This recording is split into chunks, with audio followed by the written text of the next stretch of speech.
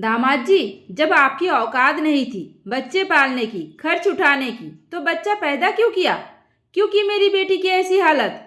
बेटी रिंकी की हालत देख बौखलाई हुई सीमा जी अपने दामाद रामू के ऊपर भड़क पड़ी।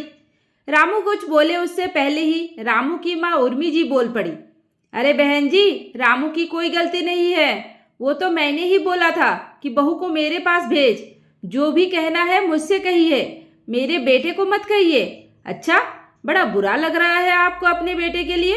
और मेरी बेटी का क्या, उसके बारे में सोचा है आपने? क्या हाल कर दिया है आप लोगों ने मिलकर मेरी बेटी का। बता रही हूँ उर्मी जी, अगर मेरी बेटी को कुछ भी हो गया तो मुझसे बुरा कोई नहीं होगा। एक एक को जेल भेज कर रहूंगी मैं। सीमा जी का गुस्सा देख उर्मी जी डर गई। अरे बहन जी, आप इतना क्यों सोच रही है? कुछ भी नहीं होगा आपकी बेटी को। आपकी बेटी हमारी बहू भी तो है। क्या बहू है? कौन सा बहू वाला काम किया आपने उसके साथ? 20 साल से वो मेरे घर में थी, कभी उसकी ऐसी हालत नहीं हुई। 1 साल के अंदर में ही आपने उसे मौत के मुंह में ढकेल दिया। अरे आपका क्या जाएगा? अगर मेरी बेटी को कुछ हो गया तो 2 महीना 4 महीना रोकर आप तो अपने बेटी की दूसरी शादी कर देगी, दूसरी बहू लाओगी। लेकिन मैं अपने बेटी को कहाँ से पाऊंगी? बेटी तो मैं अपना खोऊंगी ना। जिंदगी भर तो मैं रहूंगी ना। आपको क्या करना है? और किससे पूछकर आपने इस झोलझाप डॉक्टर से मेरी बेटी का ऑपरेशन कराया है? इतना सुनते ही उर्मी जी भड़क गई। अरे बहन जी, कुछ भी मत बोलिए, ये मेरे रिश्तेदार है। अच्छा, होंगे आपके रिश्तेदार, लेकिन है तो झोलझाप डॉक्टर ही ना। क्या डिग्री है इनके पास? कहाँ से सीखा है ऑपरेशन करना? कुछ पैसों के चक्कर में मेरी बेटी की जिंदगी के साथ खेल गए आप लोग। निकालो मेरी बेटी को यहाँ से और उसे किसी अच्छे प्राइवेट अस्पताल में लेकर चलो, वरना मैं पुलिस लेकर आती हूँ। तुम्हारे रिश्तेदार झोलझाप डॉक्टर की और तुम्हारे पूरे परिवार की खटिया खड़ी कर दूंगी मैं। बिल्कुल बर्दाश्त नहीं कर सकती अपनी जवान बेटी को ऐसे मौत के मुंह में जाते हुए देख। आज तो सीमा जी अपने नाम की बिल्कुल ही उलट थी, ज्वालामुखी बनी हुई थी। बेटी की हालत देखकर एकदम से पागल हो गई थी। असल में सीमा जी की बेटी रानी की शादी को अभी मुश्किल से 1 साल ही हुए हैं। शादी के बाद रामू रानी को लेकर मुंबई चला गया। 2-3 महीने बाद ही रानी प्रेग्नेंट हो गई। मुंबई में रामू ने रानी का अच्छा इलाज कराया, सब कुछ सही था। रानी की प्रेगनेंसी को 6 महीने हुए तो रामू ने अपनी माँ उर्मी जी को फोन करके बोला, माँ तुम 1-2 महीने के लिए यहाँ चली आओ, इस समय रानी को तुम्हारी जरूरत है। रामू की बात सुनते ही उर्मी जी बोली, अरे बेटा, मैं तो ये सोच रही कि बहू को यही बुला लूं। अब क्या है ना, वहाँ कुछ मुझे समझ में तो आएगा नहीं, और ऊपर से इतना महंगा शहर है, छोटे से छोटे बीमारी में हजारों के खर्चे हो जाते हैं। अब नॉर्मल डिलीवरी कराने लगोगे तो यहाँ जो काम 500 में हो जाएगा, वही काम वहाँ पर 5000 में लगेंगे। और भगवान ना करे अगर ऑपरेशन की नौबत आ गई तो तब तो लाखों के खर्चे लगेंगे आराम से। तो बेहतर है कि तुम बहू को यही भेज दो।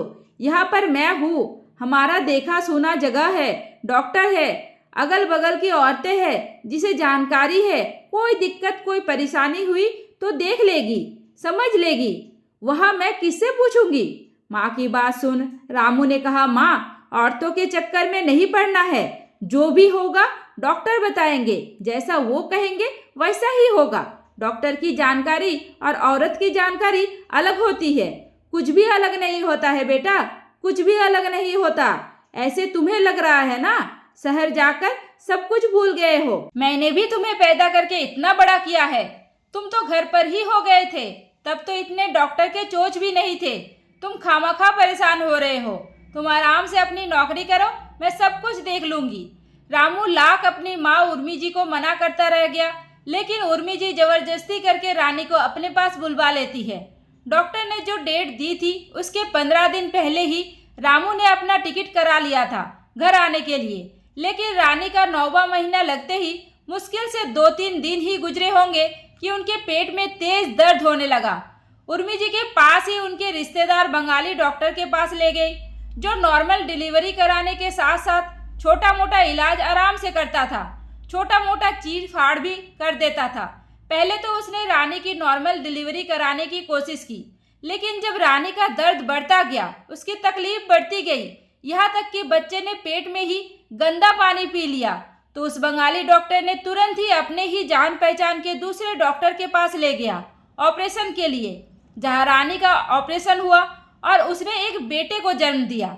लेकिन फिर रानी की हालत बिगड़ने लगी। उसका ऑपरेशन ठीक से नहीं हुआ था, न टाके ठीक से लगे थे, दर्द खत्म होने का नाम ही नहीं ले रहा था। रानी की तकलीफ बढ़ती जा रही थी, किसी भी सुई दवाई का कोई भी असर नहीं था। इधर रामू को जब रानी के बारे में पता चला तो उसने तुरंत ही ट्रेन पकड़ ली, लेकिन अगले दिन आने से पहले ही ये सारा कुछ रानी के साथ हो चुका था। रानी की दुर्गति हो चुकी थी। रामू आया जब उसे पता चला कि रानी को उर्मी जी ने बंगाली डॉक्टर के पास ले गई थी और उसी की पहचान वाले के यहाँ ऑपरेशन हुआ है, तो रामू माँ के ऊपर भड़क पड़ा।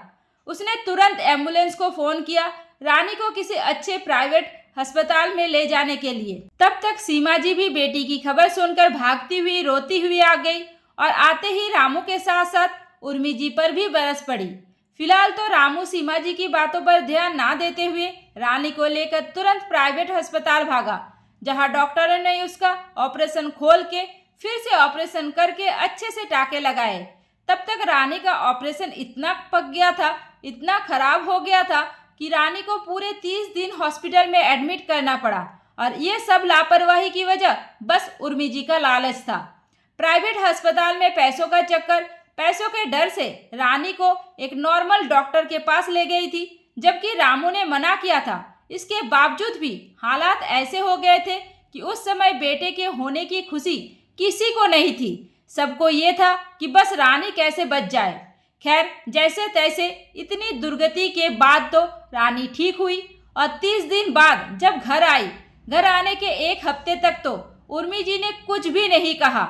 लेकिन जैसे ही रानी थोड़ी सही हुई, खाने पीने लगी, एक दिन मौका देखकर उर्मी जी ने रानी को उसकी माँ की सारी बातें बताते हुए बोली, बहू, अस्पताल में तो तुम्हारी माँ हमारे ऊपर ऐसे भड़क रही थी जैसे तुम्हारी चिंता बस उन्हीं को है।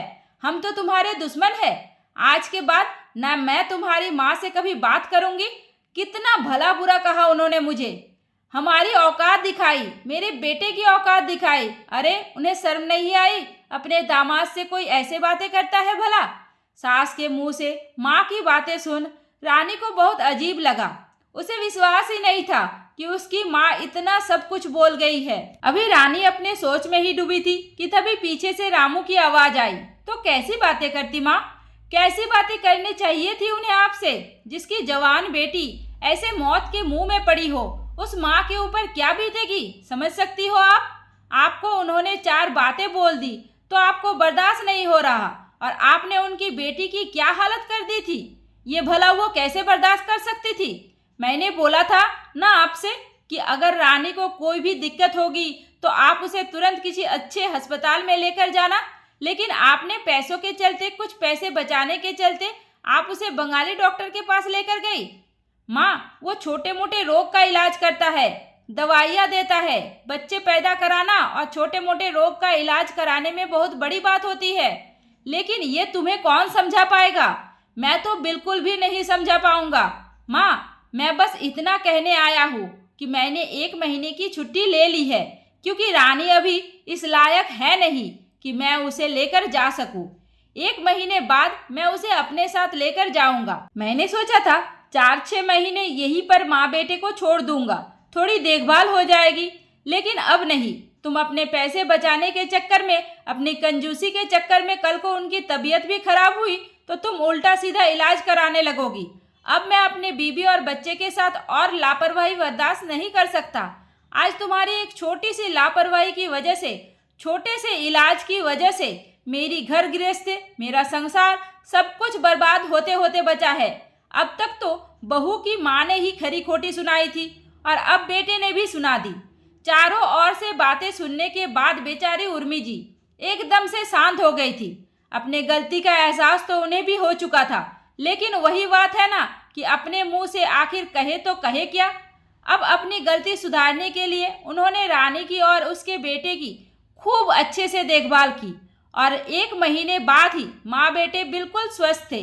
तो रामू उन्हें लेकर अपने साथ मुंबई वापस चला गया। अब जाकर उर्मिला जी की जान में जान आई।